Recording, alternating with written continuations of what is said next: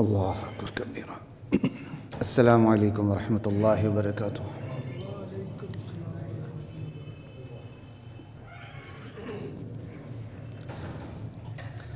بسم اللہ والحمد للہ والصلاة والسلام علی رسول اللہ، اما بعد فاعوذ باللہ من الشیطان الرجیم، بسم اللہ الرحمن الرحیم۔ وَلَقَدِ اسْتُهْزِئَ بِرُسُلٍ مِّن قَبْلِكَ فَأَمْلَيْتُ لِلَّذِينَ كَفَرُوا ثُمَّ أَخَذْتُهُمْ فَكَيْفَ كَانَ عِقَابِ۔ سورہ الرعد ہی چل رہی ہے، انشاءاللہ اس کے آخری 2 رکوع ہیں، تو آج انشاءاللہ ان 2 رکوع کو اختتام تک پہنچاتے ہیں، اللہ تعالیٰ نے چاہا بفضل اللہ تعالی۔ گزشتہ جمعے جہاں بات ہماری ختم ہوئی تھی وہ یہی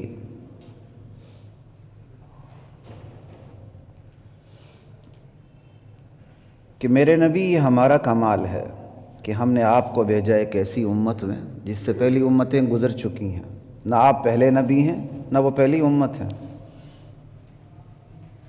اور آپ کو بھیجا اس لیے کہ آپ اللہ کا قرآن پڑھائیں، انہیں تلاوت کریں، مقصد سمجھائیں، اور میرے نبی کہہ دیں ہوا ربی قل ہوا ربی، وہی اللہ جس نے مجھے بھیجا، پہلے انبیاء کو بھیجا، امتوں کو بھیجا، تمہیں امت بنایا اور مجھے آخری نبی بنایا، تمہیں آخری امت بنایا، وہی میرا پروردگار ہے، اس شان والا۔ لا الہ الا ہو، اس کے سوا کوئی الہ نہیں، کوئی معبود نہیں۔ علیہ توکلت، میں اسی پہ بھروسہ رکھتا ہوں۔ حالانکہ الہ کے اندر بھروسے والا معنی بھی آ ہی جاتا ہے، لیکن اس کو الگ سے ذکر کیا، کیونکہ اللہ کو اپنے بندوں کی نفسیات کا پتہ ہے کہ بندہ عبادات کرتے ہوئے بھروسہ والی عبادت میں کمزور پڑ جاتا ہے۔ جس طرح ایاک نعبد و ایاک نستعین، ایاک نستعین ایاک نعبد کے اندر داخل ہے کہ اللہ ہم تیری ہی عبادت کرتے ہیں، تو مانگنے سے بڑی عبادت کیا ہوگی؟ اس کے باوجود وہ ایاک نستعین کو الگ سے ذکر کیا۔ اللہ کو بتایا کہ میرا بندہ عبادات کے معاملے میں جو پکار کی عبادت ہے اس میں ذرا اسپیشلی کمزور ہو جاتا ہے، اسے ٹھوکر لگتی ہے، عبادت کرتے کرتے کہیں اور جا کے مانگنے لگتا ہے مجھے چھوڑ کے۔ تو قرآن کی سمری ہونے کے باوجود وہ ایاک نستعین کا ذکر کیا، تکرار کیا، کیونکہ ایاک نستعین تو ایاک نعبد کے اندر داخل ہے۔ بالکل اسی طرح یہاں بھی ہے، وہی میرا پروردگار ہے، لا الہ الا ہو، اس کے سوا کوئی الہ نہیں، کوئی معبود نہیں، کوئی مشکل کشا نہیں، کوئی حاجت روا نہیں، کوئی عزت ذلت دینے والا نہیں۔ اس کے باوجود ذکر کیا کوئی بھروسے کے لائق نہیں۔ علیہ توکلت، میں اسی پہ بھروسہ رکھتا ہوں، یہ کہہ کے بتا دیا۔ اپنے مجھے مل کے جانا ہے، میں بول جاؤں گا۔ علیہ توکلت، میں اسی پہ بھروسہ رکھتا ہوں، لا الہ الا اللہ۔ کیوں؟ اللہ کو پتہ ہے بندہ بھروسے میں کمزور پڑ جاتا ہے۔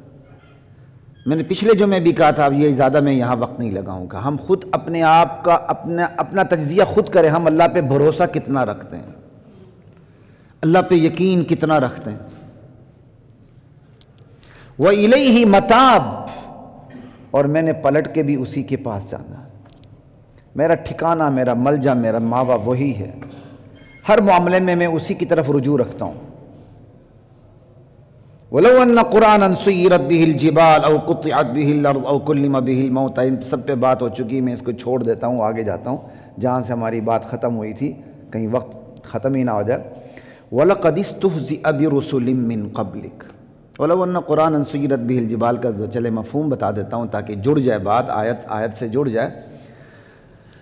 اللہ کہتے ہیں میرے نبی اور میرے نبی کے صحابہ، اب بھی تم ان مشرکین کے ایمان کی امید لگائے بیٹھے ہو، اس قرآن کی وجہ سے، اس قرآن کی برکت سے پہاڑ چل پڑے، مردے بولنے لگیں، زمین شق ہو جائے، لمبی مسافتیں آنے واحد میں طے ہونے لگیں۔ بل للہ الامر جمیعا، بلکہ سارا معاملہ اللہ کے ہاتھ میں ہے، پوری کائنات الٹی چلنے لگے، فطرت کے قوانین بدل جائے، یہ جو مطالبہ کرے وہ پورے ہونے لگیں، یہ ایمان پھر بھی نہیں لائیں گے۔ آپ اب بھی ان کی امید لگا بیٹھ کے بیٹھیں کہ یہ ایمان لائیں گے.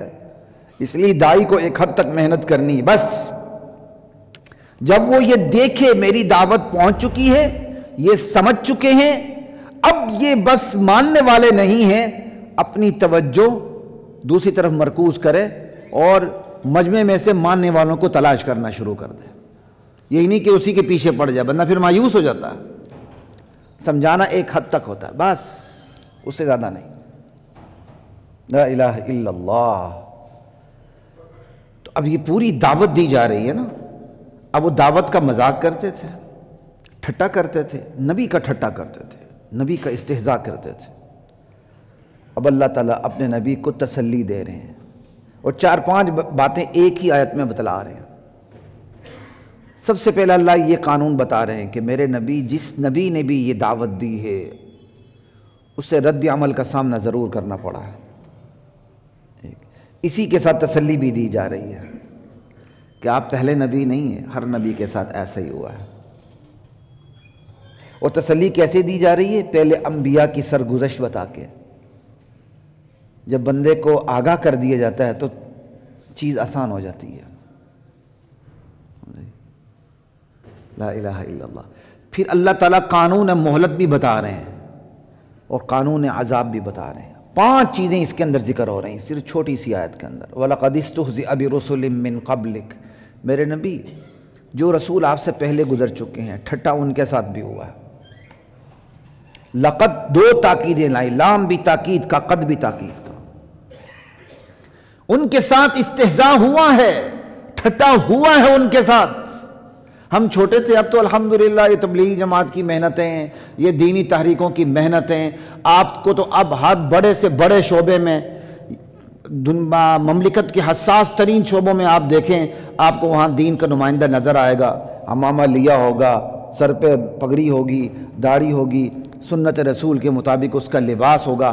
آپ کو ہر شعبے میں آپ نظر آئیں گے، ہر شعبے میں. یہ دینی تحریکوں کی محنت کے نتائج ہیں. ورنہ ایک وقت تھا،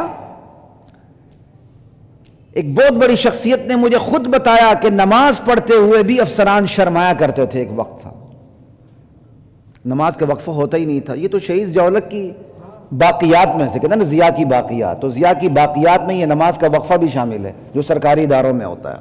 ضیاء کی باقیات میں ہر کالونی میں جو مسجد بنتی ہے لازمی طور پر یہ بھی شامل ہے.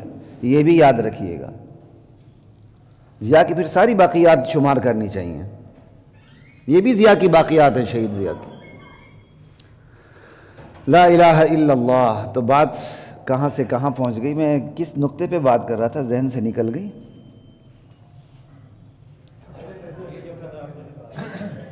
ہاں جی، ٹھٹا. یہ تو ہم نے اپنے بچپن میں دیکھا. ہم بچے ہوتے تھے، ہم جاتے تھے مسجد کی طرف یا کہیں، او ملا، او ٹوپی مین. مجھے آج تک یہ لفظ نہیں بولتا. آج کسی کی ہمت ہے، اللہ کا شکر ہے. اسی ملا نے 70 ممالک کو پاش پاش کر کے رکھ دیا، جوتے کی نوک پہ رکھا ان کو. اور اسی کی برکات ہے کہ آج پوری دنیا کے اندر دینداروں کا ایک رعب و دبدبہ ہے. یہ وہی ملا ہے. او ملا، او ٹوپی مین، یہ ہم نے بچپن میں خود سنا ہوا ہے. اور آج لوگ ٹوپی میننا اعزاز سمجھتے ہیں. اور ایک وقت تھا ہر مسجد کے اندر 3-3 درجن ٹوپیاں ایسے کیا کہتے ہیں گھری پڑی ہوتی تھیں. آج بھی ہیں لیکن اب کم ہے. اب آپ کیا کرتے ہیں؟ آپ کی کوشش ہوتی ہے کہ آپ کی جیب میں ٹوپی ہوتی ہے، وہ چاہے شلوار ہو یا آپ کی پینٹ ہو، آپ کوشش کرتے ہیں ٹوپی پہن کے آئیں. ایسے یہ کہ نہیں؟ تو یہ تبدیلی نہیں تو کیا ہے؟ لوگ کہتے ہیں جی یہ ملاؤں نے کیا کیا، یہ دینی تحریکوں نے کیا کیا. میں آگے سے کہتا ہوں کیا نہیں کیا. بتاؤ کیا کیا؟ کتنا آسان سوال ہے. اس کا جواب ہے کیا نہیں کیا. اور اگر اس کو میں ذرا ڈیٹیل میں لے جاؤں تو میں صرف ایک ہی بات کہتا ہوں. پاکستان بنا 70 سال ہو گئے، اس سے بھی زائد ہو گئے.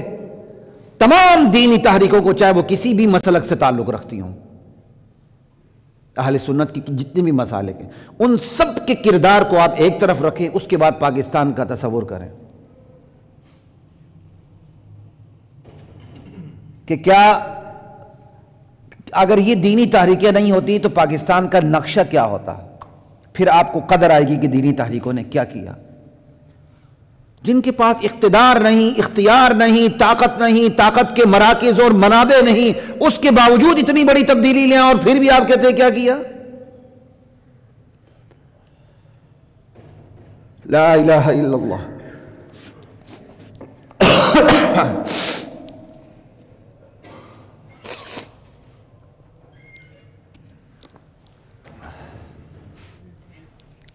دیکھیں یار، یہاں تو پورا ڈبہ پڑا ہوتا ہے، پتہ نہیں کون سا لے جاتے ہیں، خبر صاحب لاتے ہیں، وہ میں تو ایک آدھی استعمال کرتا ہوں، سب چلے جاتے ہیں۔ لا الہ الا اللہ۔ ٹھیک ہے،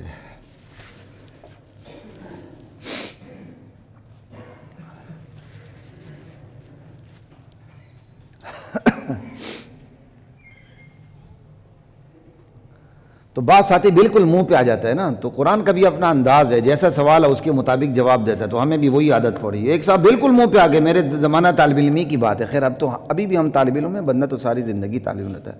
کیا کیا؟ میں کہا تیرے باپ دادے کو کلمہ پڑھایا، یہ کیا ہم نے۔ تیرے باپ دادے کو مسلمان بنانے کا ذریعہ ہم بنے، ہم نے یہ کیا ہے۔ تمہارے سکولوں نے تمہیں مسلمان بنایا، تمہارے ماں باپ کی گود میں تمہیں مسلمان بنایا۔ سوال یہ، ماں باپ دیندار تھے تو پھر ماں باپ کے بعد دین کہاں سے آیا؟ آپ کو صحت ملتی ہے تو اس کی ایک بہت بڑی وجہ طب ہے، آپ اس عمارت میں بیٹھے ہیں تو اس کی بہت بڑی وجہ انجینئرز ہیں، آپ اس ادارے میں بیٹھے تو اس کی بہت بڑی وجہ قانون دان ہے۔ دنیا میں کسی شعبے کی نفی نہیں ہو سکتی، لیکن گھر کو ہم نے مذہب کو ایسا سمجھ لیا ہے جیسے ماں کے پیٹ سے خود ہی سب کچھ سیکھ کے آئے ہیں ہم۔ اور کچھ ہمارے بیوقوف ساتھی ہوتے ہیں، وہ مولوی کی تعریف کیسے کرتے ہیں، یہی مولوی جو آپ کا جنازہ پڑھاتا ہے، آپ کا نکاح پڑھاتا ہے۔ اور خبیثوں، مولوی کا کام جنازے اور نکاح پڑھانا نہیں ہے، مولوی کا کام جنازے اور نکاح پڑھانا نہیں ہے۔ نکاح خود پڑھائیں، جنازے کے لیے کون ہے؟ جنازے کے لیے جو سب سے قریبی ہے، بیٹا ہے، باپ ہے، وہ پڑھائے۔ ہاں آپ کہہ دیتے ہیں یار چلے مسجد کے امام صاحب ہیں، ہم سے زیادہ نیک کہ ہم سمجھتے ہیں، آپ حسن ظن میں اس کو آگے کر دیتے ہیں، وگرنہ اس کو آگے ہونے کا حق نہیں ہے جب تک ورثاء اجازت نہ دیں۔ علماء کا کام آپ کو مسلمان بنانا اور رکھنے کی کوشش کرنا ہے۔ علماء کا کام بس وہی ہے جو انبیاء کا کام ہے، اس سے زیادہ نہیں، اور یہی سب سے بڑا کام ہے علماء کا۔ یہ جنازے پڑھانا، یہ نکاح پڑھا کے پیسے لینا، یہ رجسٹریشن فیس لینا، یہ کام مولویوں کے نہیں ہے۔ ہمارے ادارے کے ایک معزز سربراہ تھے، اب اوپر ہے، تو ان کی بیٹی کا نکاح تھا، تو انہوں نے مجھے کہا، مجھے کہہ لیں کہ میرے بہت سے مشائخ سے تعلق ہے لیکن میں چاہتا ہوں آپ پڑھائیں۔ میں نے کہا میرے لیے آنر کی بات ہے، میں حاضر ہوں۔ تو کہنے کہ وہ جو نکاح رجسٹرار ہوتے ہیں وہ رجسٹر وغیرہ فارم، تو میں کہا میں پروفیشنل نہیں ہوں، تو بڑا کہا لگا کے ہنسے۔ میں کہا میں پروفیشنل نہیں ہوں، پڑھا دوں گا، اس چیز کا مجھے پتہ نہیں۔ وہ پھر کچھ پروفیشنلز آئے بیٹھے، انہوں نے خانہ پوری کی، جہاں میرے سائن تھے کر دی، لیکن نکاح میں نے پڑھا دیا۔ نکاح میں ہم لیتے دیتے نہیں ہیں، ہاں دینے کی کوشش کرتے ہیں۔ میرے والد صاحب کہہ رہے تھے اپنی حیثیت کے مطابق نکاح پڑھانے جاؤ تو دولہا کی طرف سے جاؤ، دلہن کی طرف سے جاؤ، کوشش والد صاحب کی کوشش ہوتی تھی کچھ نہ کچھ دیں، کم و بیش، اللہ معاف فرمائے، شاید ایسا ہے، اور اگر کوشش یہ ہونی چاہیے، شاید اب والد صاحب نے کبھی نہ بھی دیا ہو، لیکن ان کا مزاج یہ تھا۔ اور یہاں مزاج بنا ہوا ہے کہ مولوی صاحب انتظار کرتا ہے کب مرے تو 40 دن میرے گھر میں کھانا ہے۔ اس کرونا کے دور میں آٹا کہاں پہنچ گیا ہے، ہانڈی کہاں پہنچ گئی ہے، وہ کہتا ہے کب مرے تو 40 دن کھانا ہے، کب کسی کی شادی ہو تو ذرا جیب کا بوجھ میرا۔ ہم نے مولویوں کو ان کاموں کے لیے رکھ دیا۔ خدا کا خوف کریں، علماء کا کام انبیاء والا ہے، اور انبیاء ٹھٹے کا شکار ہوئے ہیں۔ اگر نبی ٹھٹے کا شکار ہوا ہے تو میری اور آپ کی کیا اوقات ہے بھائی؟ اگر آپ نے اور میں ان ساتھیوں کو کہہ رہا ہوں جنہوں نے اس میدان کا انتخاب کیا، اگر اس میدان کا انتخاب کیا تو ٹھٹا برداشت کرنے کے لیے تیار ہو جاؤ۔ یہ نہیں کہ انبیاء کے وارث بھی کہلاؤ، سمجھ آئی، وہ پورا زندگی دل پشوری کرتے رہو اور آخرت جنت بھی پوری تمہاری ہو۔ امتحان بہرحال آتے ہیں، لیکن اللہ سے امتحان مانگنا نہیں چاہیے۔ تو تسلی بھی ہو گئی، وَلَقَدِ اسْتُهْزِئَ بِرُسُلٍ مِّن قَبْلِكَ، پہلی امتوں کی سرگزشت بھی بتا دی، انہوں نے ایسا کیا۔ آپ کے ساتھ یہ ہو رہا ہے نا، تو یہ کوئی نیا کام نہیں ہے، ٹھیک ہے؟ اور تسلی دی کیسے؟ انبیاء کی سرگزشت بتا کے دی۔ آپ اپنے بیٹے کو تسلی دیتے ہیں، بیٹا کوئی بات نہیں، پڑھائی کرو، حاسدین کی پرواہ نہ کرو، جو اچھا کام کرتا ہے حسد ہوتا ہے اس کے ساتھ۔ آپ جب ایک سرگزشت بتاتے ہیں نا، معاشرے کی ریت بتاتے ہیں، تو آپ کے بیٹے کے لیے اس حسد کو برداشت کرنا آسان ہو جاتا ہے کہ معاشرے کی ریت یہ ہے کہ جو آگے بڑھتا ہے اس کے ساتھ حسد ہوتا ہے، لیگ پولنگ ہوتی ہے، بیٹا برداشت کرو، اس کے لیے آسان ہو جاتا ہے کہ نہیں؟ تو نبی کے لیے اسی طرح آسان ہو رہا ہے۔ قرآن کلام کرتا ہے انسانی نفسیات کو سامنے رکھتے ہوئے، انسانی نفسیات کی نبض پر جس طرح قرآن ہاتھ رکھتا ہے دنیا کی کوئی کتاب ہاتھ نہیں رکھتی۔ لا الہ الا اللہ۔ میں نے ایک دفعہ والد صاحب اللہ بخشے انہیں رحمہ اللہ تعالیٰ، میں نے شکایت کی ابو جان یہ ایسے ایسے حسد ہو رہا ہے، اس طرح کریں کہ ایسے یہ ہو رہا ہے، یہ ہو رہا ہے، یہ ہو رہا ہے، تو ذرا بھی انہوں نے کوئی اثر نہیں لیا۔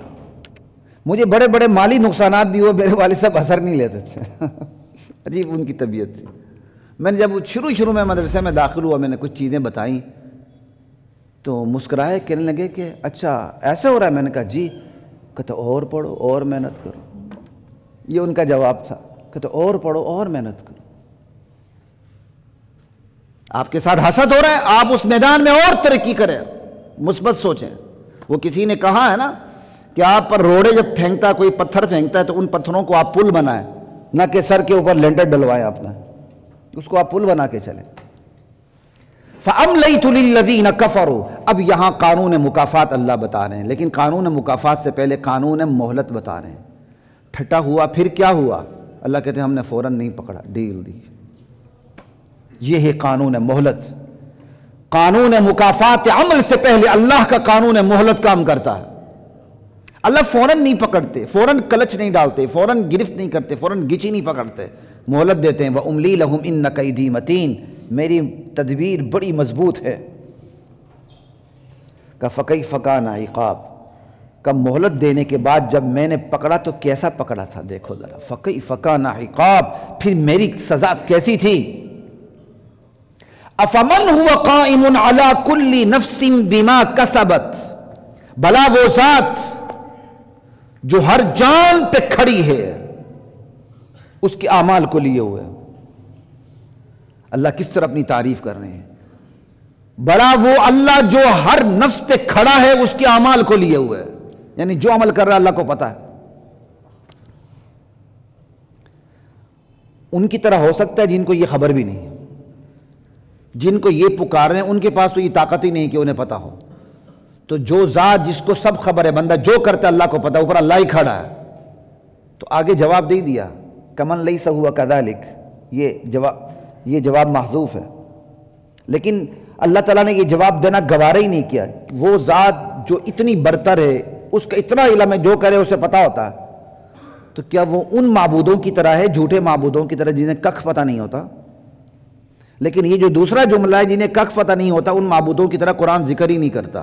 یہ قرآن کا بلاغت ہے کہ قرآن کو اتنا ناگوار گزر رہا ہے کہ ان کا ذکر کرنا مناسب ہی نہیں سمجھ رہا۔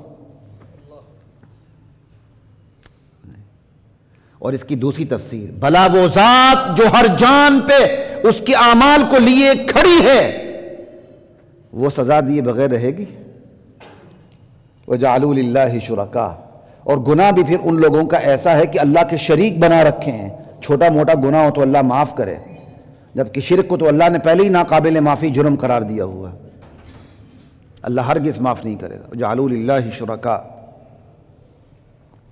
اب اللہ تعالیٰ تین باتیں کر رہے ہیں، تین باتیں، تین وجوہات ان کے شرک کے اوپر، تین وجوہات کے بارے میں ان سے بات کر رہے ہیں۔ میرے نبی آپ ہی نے کہہ دیں قل سموہم، اللہ کو چھوڑ کے تم جن جن معبودوں کو پکارتے ہو اپنے مصائب میں، مشکلات میں، حاجات میں، بیماری میں، صحت میں، اللہ کو چھوڑ کے تم نے اللہ کے اختیارات جن کو دے رکھے اور اللہ کے در کو چھوڑ کر جن کے تم در پہ جاتے ہو،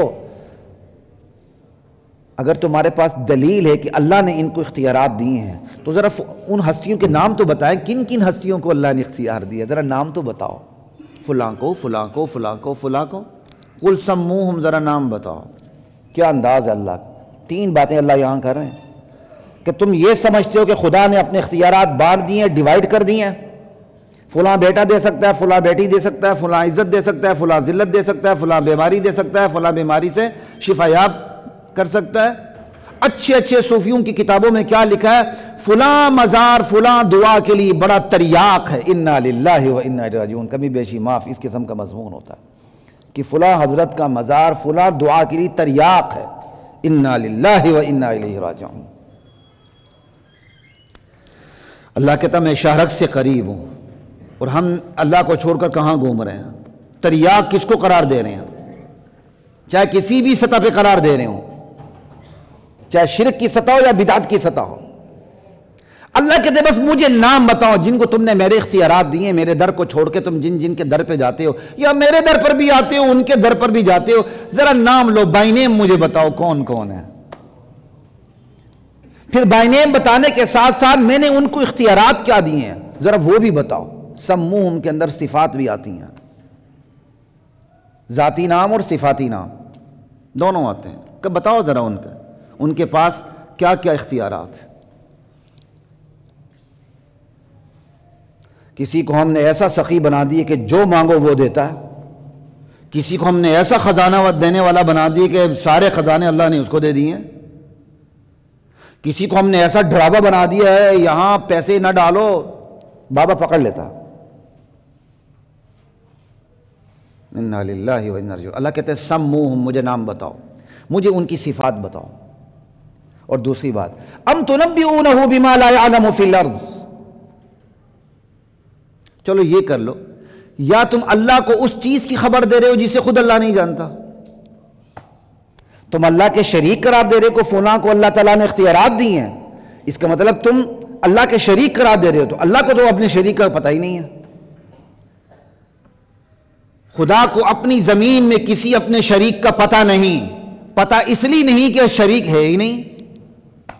یہ بلاغت کا اصول ہے، ایک چیز جو لازم ہو رہی ہو نا، لازم کی نفی کر کے ایک حکم کی نفی، ملزوم کی نفی ہو رہی ہوتی ہے۔ اب میں اگر اس بلاغت کے اصول کو عوامی زبان میں ذرا سمجھانا چاہوں تو آسان سی مثال میں تلاش کرتا ہوں۔ مثال کے طور پر آپ کہیں گے اگر پاکستان ایک ریاست ہے تو لامالہ اس کے ہمسائے بھی ہیں، اگر اس کے ہمسائے ممالک سرے سے نہیں ہیں تو اس کا مطلب پاکستان ریاست ہی نہیں ہے، کیونکہ جو ریاست ہوگی اس کے ہمسائے ضرور ہوں گے۔ اگر پاکستان کے اب ہمسائے ضرور ہوں گے، ہمسائے لازم ہو گیا نا، تو پاکستان کی ریاست ملزوم ہو گئی۔ تو کسی چیز کی نفی اس طرح بھی کرتے ہیں، جو چیز اس کو لازم ہوتی ہے اس کی نفی کر دیں تو وہ نفی ہو جاتی ہے۔ اگر آپ کے پاکستان کا کوئی ہمسایہ ہی نہیں ہے، سرے سے نہیں ہے، تو اس کا مطلب آپ پاکستان کے وجود کی نفی کر رہے ہیں حقیقت میں، ایسے ہی نہیں۔ چلیے اس سے بھی اور آسان مثال دے دوں، آپ کہتے ہیں اگر وہ مرد ہے تو اس کے اندر یہ صفات ہوں گی، اگر وہ صفات ہے ہی نہیں تو وہ کیا ہے؟ مرد نہیں ہے۔ اگر مرد ہے تو پھر لازم ہے کہ اس کے اندر یہی علامتیں ہوں، اگر علامتیں جو لازم ہیں وہ نہیں ہیں تو وہ مرد نہیں ہے۔ بالکل یہ بلاغت کا اصول اس آیت کے اندر ہے۔ کیا تم اللہ کو اس چیز کی خبر دے رہے ہو جسے وہ اپنی زمین میں جانتا ہی نہیں؟ تو کیا مطلب جب اللہ جانتا نہیں تو وہ چیز ہے ہی نہیں، یہ ہے۔ اور اب تیسری بات، ام بظاہر من القول، یا تم بس منہ سے بکواس ہی کر رہے ہو جو تم شرک کرتے ہو۔ کب پہلی دو وجہ تو ہو نہیں سکتی، تم نام بھی نہیں بتا سکتے کہ اللہ نے کن کن کو شریک ٹھہرایا، تمہارے پاس کوئی دلیل نہیں، اور یہ بھی ممکن نہیں کہ کوئی شریک ہو اور اللہ کو پتہ نہ ہو، تو تیسری وجہ ہی رہ جاتی ہے کہ تم صرف منہ سے بکواس کرتے ہو کہ اللہ کا شریک ہے۔ بظاہر من القول، منہ سے نکلی ہوئی باتیں، بیہودہ بات، بکواس جس کے پیچھے کوئی بھی لاجک دلیل نہ ہو، کام بظاہر من القول کا، بس یہ تیسری وجہ رہ جاتی ہے۔ اللہ نے سمجھانے کی کوئی کسر چھوڑی ہے؟ بل زین للذین کفروا مکرہم، ان تمام حقائق کے باوجود پھر بھی جو انکار کرتا ہے اللہ تعالیٰ نے انہیں سزا یہ دی ہے، اللہ تعالیٰ نے ان کے انکار کو ان کے لیے خوشنما بنا دیا ہے۔ ان کے اعمال اب ان کو برے اعمال ان کو اچھے لگتے ہیں، ان کو شرک اچھا لگتا ہے، توحید بری لگتی ہے، بدعت اچھی لگتی ہے، سنت بری لگتی ہے، بے حیائی اچھی لگتی ہے، حیا دقیانوسیت لگتی ہے، شراب اچھی لگتی ہے، 7 اپ بری لگتی ہے، شراب کے جام اٹھا کے گلاس کو گلاس سے ٹکرانا اچھا لگتا ہے، معزز ہوتے ہوئے ڈانس کرنا اچھا لگتا ہے، اللہ اکبر، مختصر لباس پہننا اچھا لگتا ہے، اور اپنے اعضاء کو ڈھانپنا برا لگتا ہے۔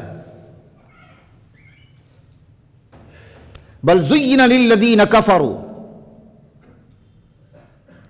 مکرہم، کافروں کے لیے ان کی مکاریاں خوشنما بنا دی گئی ہیں۔ مکر، اب سوال پیدا ہوتا ہے اللہ تعالیٰ نے ان کے کفر و شرک کو مکر کیوں کہا؟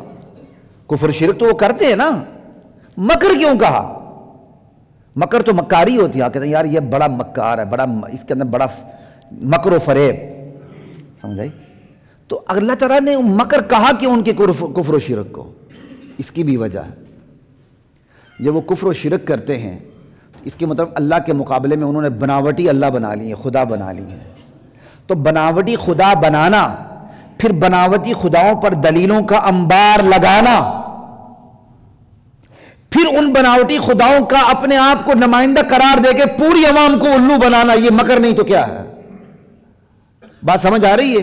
اللہ نے کافروں کے کفر کو، مشرکین کے شرک کو مکر اس لیے کہا ہے، یہ سب سے پہلے اللہ کے مقابلے میں بناوٹی خدا بناتے ہیں، بنا کے ان پر دلیلیں قائم کرنے کی کوشش کرتے ہیں، عوام کو الو بناتے ہیں۔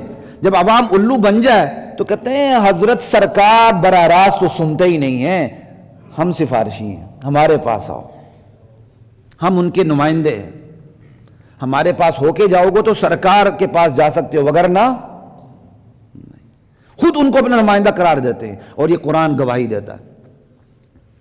پہلے یہود و نصارہ نے انبیاء کو اللہ کا بیٹا قرار دیا کہ یہ اللہ کے نائب ہیں، ان کے پاس خدائی اختیارات ہیں۔ جب قوم مان گئی خود آگے ہو گئے، نحن ابناء اللہ و احباؤہ، ہم بھی اللہ کے بیٹے ہیں، اللہ کے پیارے ہیں۔ پہلے انبیاء کے بارے میں عقیدہ قائم کروایا، پھر اپنے بارے میں عقیدہ قائم کروایا۔ بناوٹی خدا بناتے ہیں، ان پر جھوٹی دلیلوں کا انبار لگاتے ہیں، پھر ان بناوٹی خداؤں کا نمائندہ خود کو قرار دیتے ہیں، پھر عوام کو الو بنا کے لوٹتے ہیں۔ یہ مکر نہیں تو کیا ہے؟ اور مکر اس لیے بھی کہا، اللہ کو چھوڑ کے بندہ کسی اور کے در پہ جاتا ہے نا، تو اندر کی جو اس کی حقیقت ہوتی ہے وہ کیا ہوتی ہے؟ غیر ذمہ دار بننا۔ وہ ذمہ دارانہ رویہ اختیار کرنے کی نیت ہی نہیں رکھتا، نہ نماز پڑھنی، نہ روزہ رکھنا ہے، نہ حج کرنا، نہ کچھ کرنا، کچھ بھی نہیں کرنا، حلال حرام کمائی میں کوئی تمیز نہیں۔ بس نظریہ وہ یہ رکھتا ہے کہ میں نے کسی بزرگ شخصیت کے ہاتھ میں ہاتھ دے دیا ہے، اب اسی نے میرے گناہ بخشوانے ہیں، اسی نے میری بلیک منی وائٹ کرنی ہے، اسی نے میری بگڑی ہوئی تقدیر بنانی ہے۔ نماز نہ پڑھے کچھ نہیں ہوتا، میرے پیر و مرشد نے گارنٹی جو دی ہے۔ یہاں پیر و مرشد کہتے ہوئے میں پیر و مرشد کا مخالف نہیں ہوں، خود پیروں کے خاندان سے تعلق رکھتا ہوں الحمدللہ، لیکن بعد میں آنے والے غلط فہمی کا شکار نہ ہوں۔ میں تصوف کے مخالفین میں سے نہیں ہوں، کٹر حمایتیوں میں سے ہوں الحمدللہ، لیکن غلط تصوف کے قائل نہیں ہیں۔ تصوف کے نام پر کاروبار کرنے والوں کے ہم قائل نہیں ہیں۔ ہمارے ایک عجیب چال ہوتی ہے کہ یا سرے سے ہی جڑ سے اکھیڑ کے اچھی چیزوں کا بھی انکار کر دیتے ہیں، یا سب کچھ کو سینے سے لگا لیتے ہیں گن اور پاکی سمیت۔ نہ بھائی، آپ منڈی جا کے گندی اور اچھی سبزی کو الگ کرتے ہیں نا، تو خدا کے لیے یہ کام دین میں پہلے کریں۔ اللہ تعالیٰ نے آپ کو عقل اس لیے نہیں دی کہ سبزی کو اچھا اور برے کو الگ کریں، وہ بھی اس بعد میں اس کے لیے دی ہے، پہلے اس لیے دی آپ دین میں سے کھوٹے کھرے کو الگ کریں۔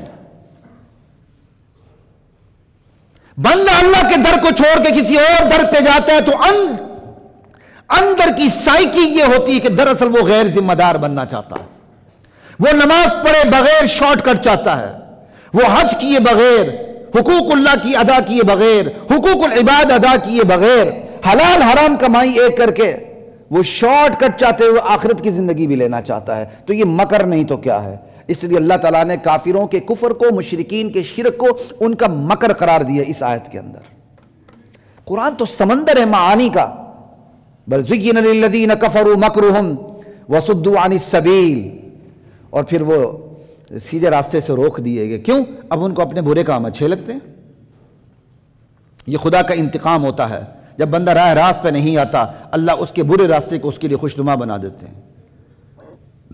وَمَن يُضْلِلِ اللَّهُ فَمَا لَهُ مِنْ هَادٍ. اور جسے اللہ گمراہ کر دے پھر اسے ہدایت کون دے سکتا؟ لہم عذاب فی الحیات الدنیا. ایسے لوگوں کے لیے دنیا کی زندگی میں بھی عذاب ہے.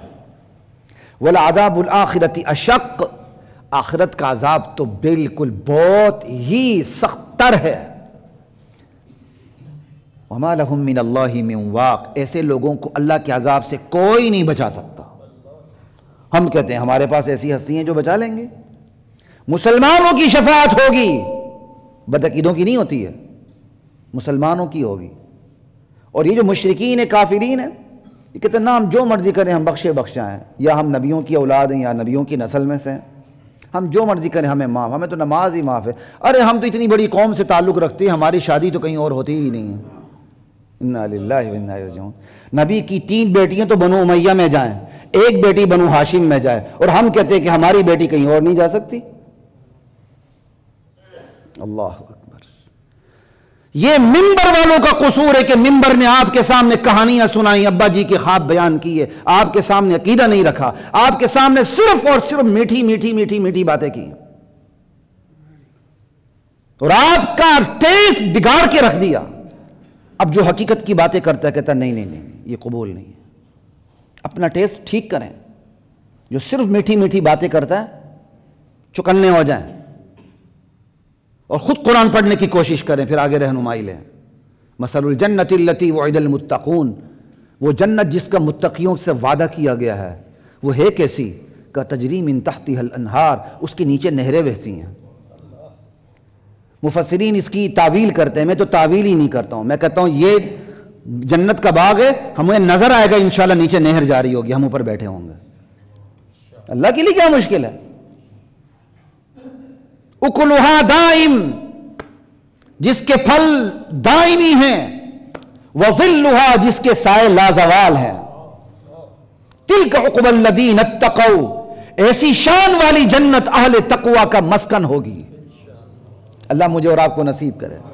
وعقبی الکافرین النار. اور ان حقیقتوں سے منہ موڑنے والے کافروں کا جو گھر ہوگا، مسکن، وہ آگ ہوگی، آگ. اللہ میری اور آپ کی حفاظت فرما. وَالَّذِينَ آتَيْنَاهُمُ الْكِتَابَ يَفْرَحُونَ بِمَا أُنزِلَ إِلَيْكَ. وہ لوگ جنہیں ہم نے کتاب کا علم دیا ہے، صحیح کتاب کا علم، چاہے وہ قرآن ہو، انجیل ہو، تورات ہو، زبور ہو، کوئی بھی کتاب ہو، جن کے پاس کتاب کا صحیح علم ہے، تو وہ لوگ اس وحی پر خوش ہوتے ہیں جو آپ پہ اتر رہی ہے.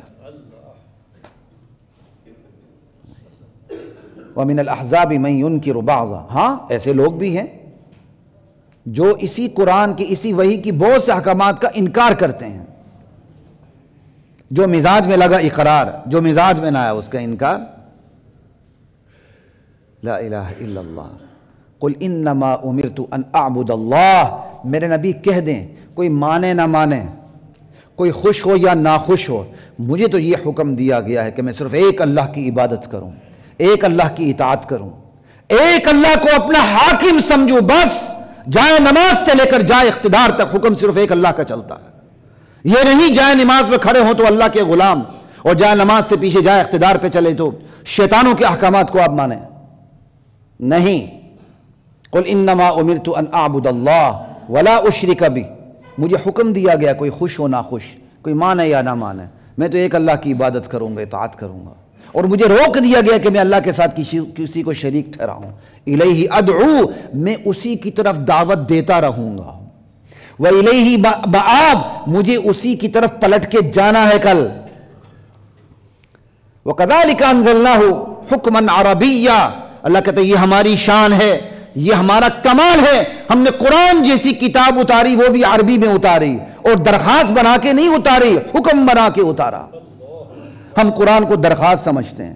آج ہم مجبور ہیں ممبر پر ہم درخواست کرتے ہیں، لیکن جو طاقت کے مراکز ہیں ان کو حکمت قرآن نافذ کرنا ان پر لازم ہے.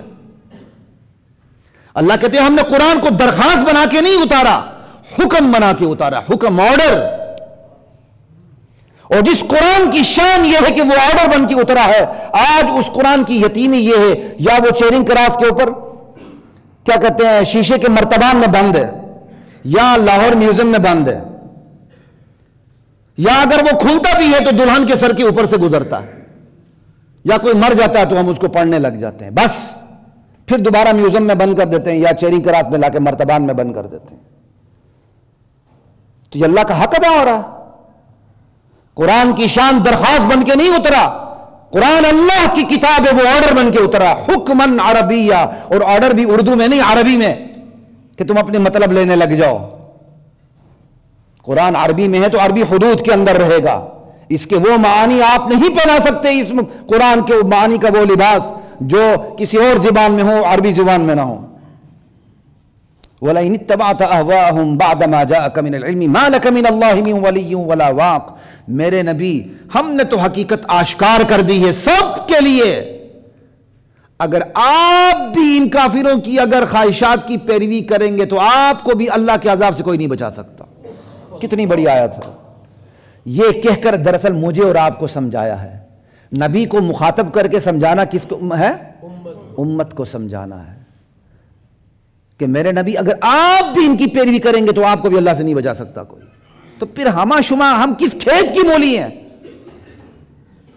نبی کو مخاطب کر کے امت کو سمجھایا جا رہا ہے کہ یہ کتنا حساس ترین مسئلہ ہے۔ یہ ایسے ہی ہے جیسے کوئی حساس ترین منصب پہ بیٹھا ہو، ادارے کا سربراہ ہو، وہ کہے کہ اگر یہ کام غلط کروں میں بھی نہیں بچ سکتا، وہ یہ کہہ کر سب کو پیغام دے رہا ہوتا ہے کہ حساس ہو جاؤ، یہ حکم اتنا سخت ہے۔ وَلَقَدْ أَرْسَلْنَا رُسُلًا مِّن قَبْلِكَ، میرے نبی ہم نے آپ سے پہلے بھی رسول بھیجے، اور یہ کہتے ہیں کہ یہ کیسا رسول ہے؟ بیوی بچے ہیں، خواہشات نفسانی ہیں۔ کہا ہم نے کوئی بھی نبی بھیجا ہے یہ چیزیں اس کے ساتھ رکھی ہیں، ہم نے نبیوں کو بیوی بچوں والا بنایا ہے۔ رسولا من قبلک، عموماً یہی اللہ کا طور طریقہ رہا ہے، تو بیوی ہونا، بچے ہونا، خواہشات ساتھ رہنا، یہ نبوت کے منافی نہیں ہے، یہ عین نبوت کے مطابق ہے۔ نبی انسانوں کے اندر میں سے ہوتا ہے، پھر اس سطح پر جاتا ہے معصومیت کی بلندی پر جہاں کوئی اور نہیں پہنچ سکتا۔